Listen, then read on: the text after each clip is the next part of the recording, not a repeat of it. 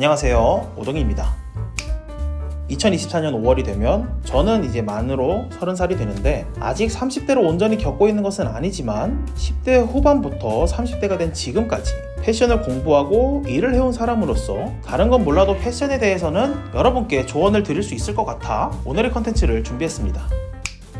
저는 당시 굉장히 엄격한 규율을 갖추고 있는 인문계열 남중 남고를 나왔습니다. 그래서 두발 규제도 상당했고 강제 야자를 했어야 했기 때문에 학원을 다닐 수 없어 최소한의 외부 생활도 할 수가 없었죠.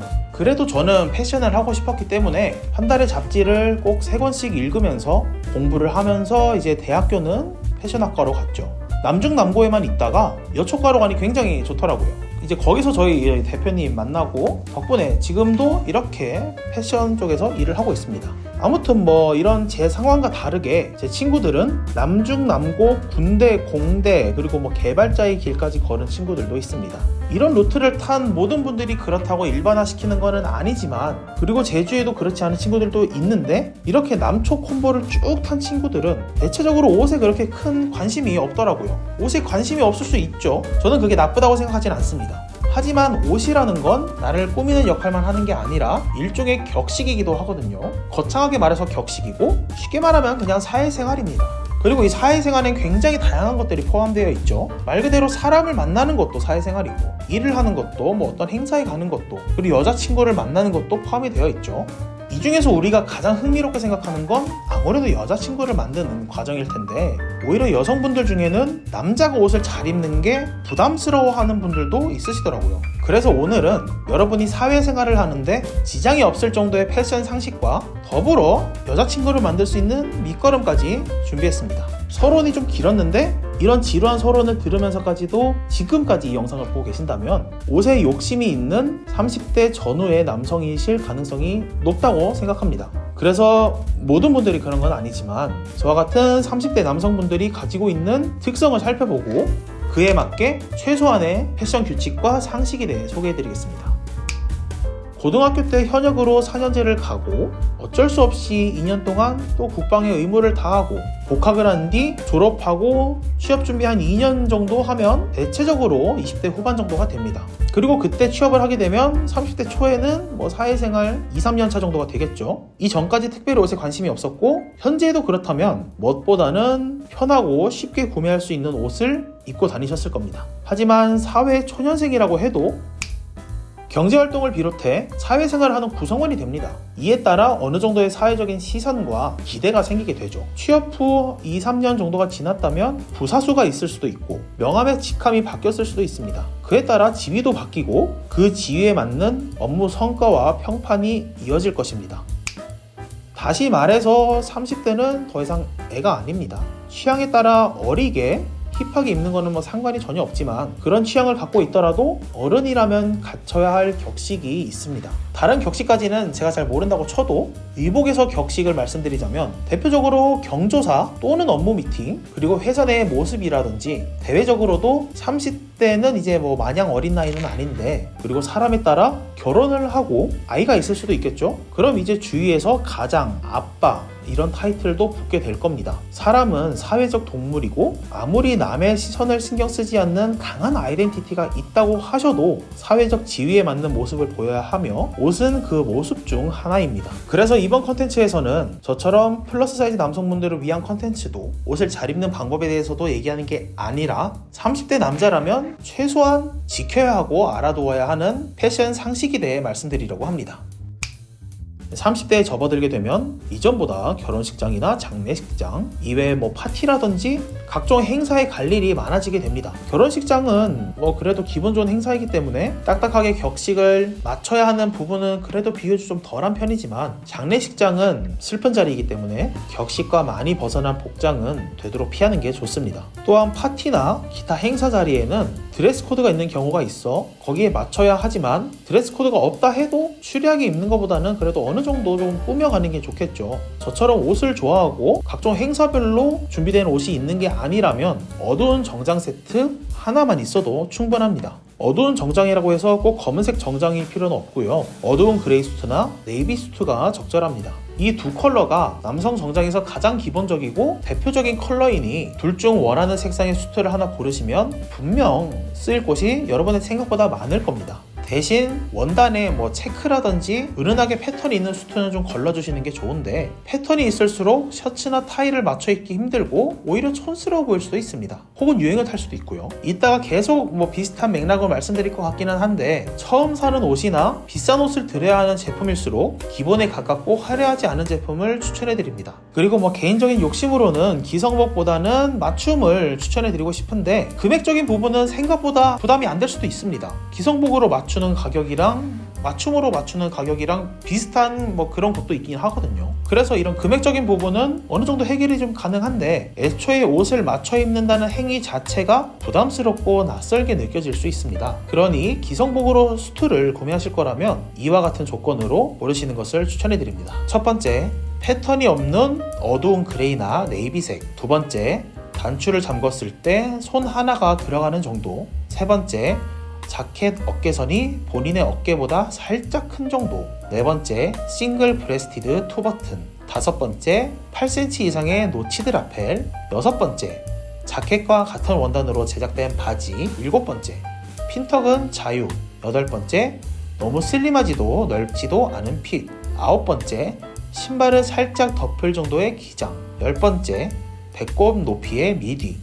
이렇게 총 10가지 조건에 맞춰 구매하는 것을 추천해드립니다. 이 10가지 조건에는 다 각각의 이유가 있긴 한데, 이것까지 다 설명하면 할 말이 너무 많아지고 오히려 더 어렵게 느끼실 수도 있을 것 같아서 따로 언급하지는 않겠습니다. 그리고 조건이 10개나 된다는 게 어렵게 느껴지실 수도 있는데, 실제로 이 모든 조건에 맞는 기성복을 찾는 것도 쉽지는 않을 겁니다. 하지만 첫 번째, 두 번째, 네 번째, 여섯 번째 조건만큼은 꼭 지켜주시길 바랍니다. 그리고 참고로 싱글 투버튼 자켓은 맨 위에 단추 하나만 잠그는 게 규칙입니다. 그러니 밑단추까지 채우지 않도록 유의해 주시길 바라며, 그리고 마지막으로 타이는 아무런 패턴이 없는 블랙 하나, 그리고 마음에 드는 패턴이나 레지멘탈 타이 중 하나, 이렇게 총 2개만 있어도 충분합니다. 1번은 아무래도 격식과 관련된 내용이다 보니 내용도 많고 제법 복잡했는데, 이번 내용은 일상과 관련된 내용이라 간단하고 제가 말씀드리는 걸 모두 지킬 필요는 없습니다. 그럼에도 꼭 드리고 싶은 말씀이 있다면, 본인의 패션 감각이 특별히 뛰어나거나 본인만의 패션 철학이 있는 게 아니라면 흰색과 어두운 색의 옷, 그리고 그래픽이 없는 옷을 추천해드립니다. 간단한 레터링 정도는 괜찮지만 레터링이 복잡하고 크다든지 캐릭터가 있는 옷은 피해주시길 바랍니다. 그럼 이제 일상에서 입을 수 있는 필수 아이템을 쭉 나열해드리겠습니다. 패딩은 자유롭게 골라주셔도 되고, 코트는 블랙 더블 브레스티드 코트, 자켓은 수트 자켓이 아닌 블랙 블레이저, 셔츠는 화이트, 블루 스트라이프 셔츠, 바지는 블랙과 그레이 컬러의 슬랙스, 어두운 컬러의 청바지, 그리고 베이지 치노 팬츠, 구두는 블랙 컬러의 더비 슈즈 또는 로퍼, 이렇게 추천해 드리는데 기왕이면 둘 다 보유를 추천해 드리고 싶습니다. 그리고 신발은 덱 슈즈 또는 브랜드 스니커즈, 특별히 운동을 할 게 아니라면 러닝화 같은 모습인 제품은 피해 주시는 걸 추천해 드립니다. 그리고 맨투맨은 약간의 그래픽이 있는 그레이와 네이비 맨투맨, 니트는 네이비, 그레이, 블랙 이 3개 중에 2개 정도, 그리고 블랙 터틀넥 니트 하나, 이렇게 추천해드리고, 티셔츠는 민무늬의 흰색과 검은색 티셔츠, 양말은 검은색 5개, 흰색 3개 정도, 그리고 가방은 깔끔한 토트백, 이렇게 추천해드리고 싶습니다. 개수 자체는 많아 보일 수 있지만 이렇게 기본 아이템을 전부 갖추고 있다면 특별히 갖고 싶은 옷이 생기지 않는 한 더 이상 필요한 옷은 없어집니다. 그리고 이 아이템들은 서로 어떻게 조합해도 매치가 잘 되다 보니 경우의 수가 다양해져서 활용도가 높습니다. 한 번에 이 아이템을 모두 구비할 수는 없겠지만 차근차근 제가 추천해드리는 필수 아이템을 구매하면서 입다 보면 분명 자신만의 센스가 생겨나고 새로운 시야가 트이게 될 겁니다. 이번 컨텐츠 바로 직전에 헤어스타일 관련 컨텐츠를 업로드했었는데, 지금 제가 말씀드리는 내용을 듣고 좀 더 관심이 생기신다면 상단에 카드를 눌러 디테일하게 확인해 보시면 좋을 것 같습니다. 많은 분들이 패션이란 단어를 생각하면 멋진 옷만 생각하는 경우가 많습니다. 하지만 옷만 잘 입는다고 패션이 완성되는 건 아니라고 저는 굳게 믿고 있습니다.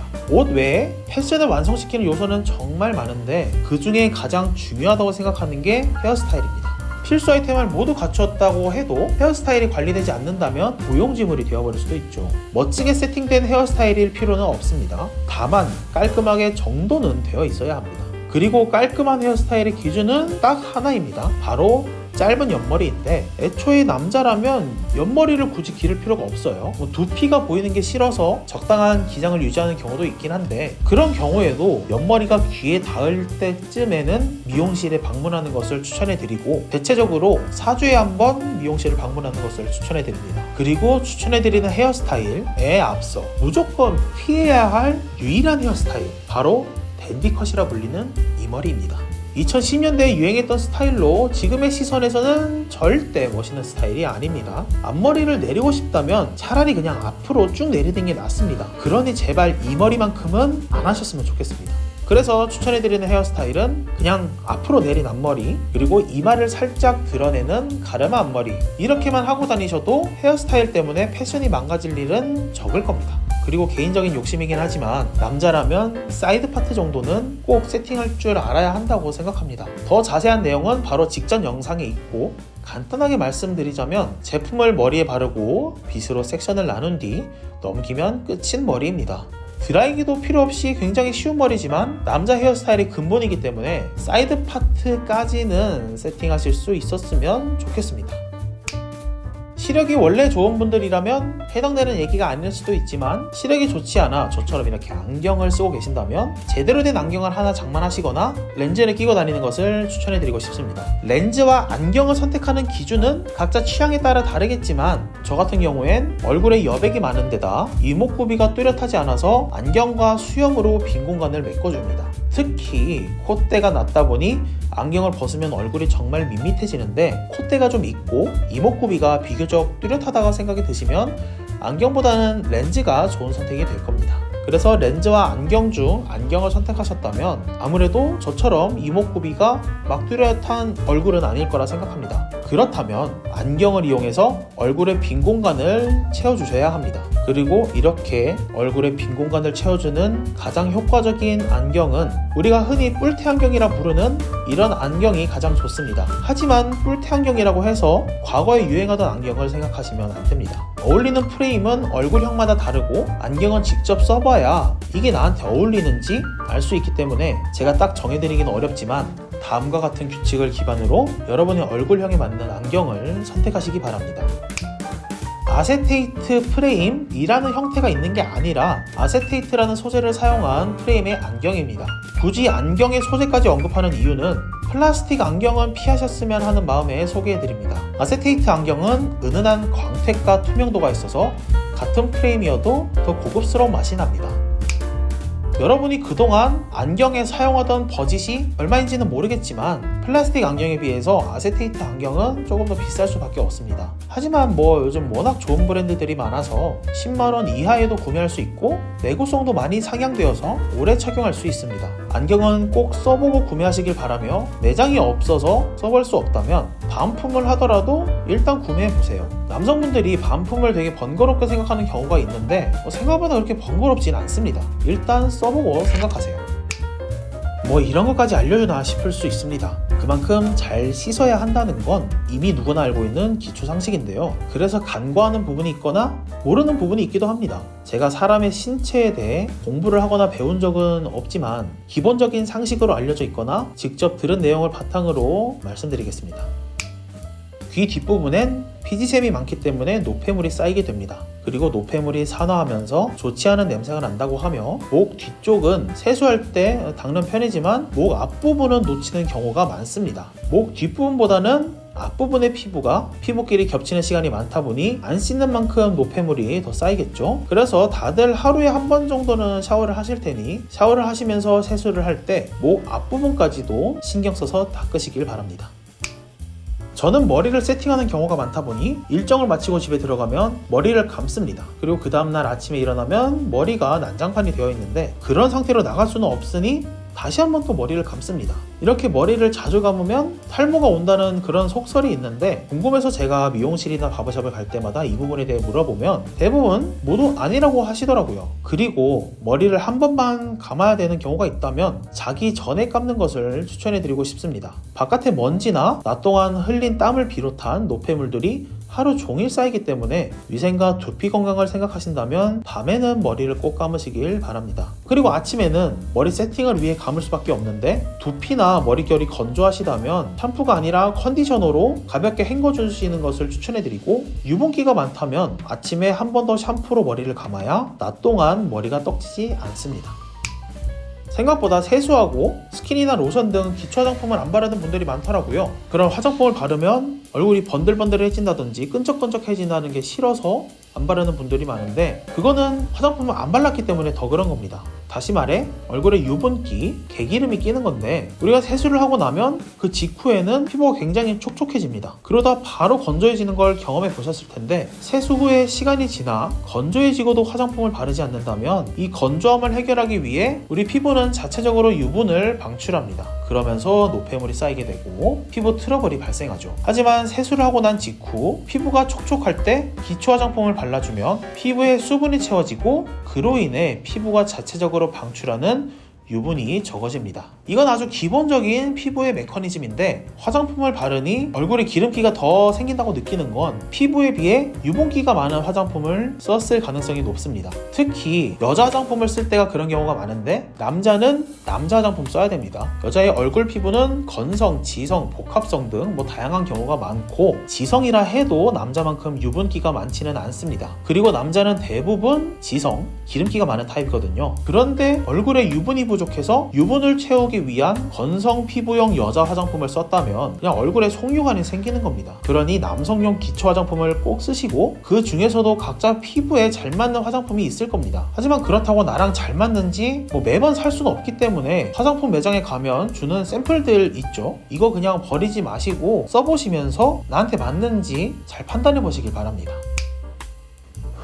자, 이렇게 남성분들을 위한 최소한의 패션 상식과 규칙에 대해 포괄적으로 말씀드렸습니다. 옷부터 자기 관리에 대한 내용까지 모두 다루다 보니 아직 편집을 안 했지만 이 영상 굉장히 길어질 것 같아서 무섭거든요. 그럼에도 관심을 갖고 지금 이 파트까지 봐주시고 계신다면 여러분은 더 멋진 모습으로 발전하실 수 있을 거라 믿습니다. 10년이 넘는 시간 동안 화장품 매장에서도 일해보고, 다양한 헤어스타일을 해보고, 메이크업 자격증도 따보고, 여성복 브랜드, 남성복 브랜드, 스타일리스트, 에디터 등 패션 관련 직종을 많이 경험해봤습니다. 그래서 여러분께 조금 더 포괄적으로 말씀을 드릴 수 있었는데, 이런 내용들이 여러분께 조금이라도 도움이 되었으면 좋겠습니다. 그럼 오늘은 이만 여기서 영상을 마치도록 하고, 지금까지 시청해주셔서 감사합니다.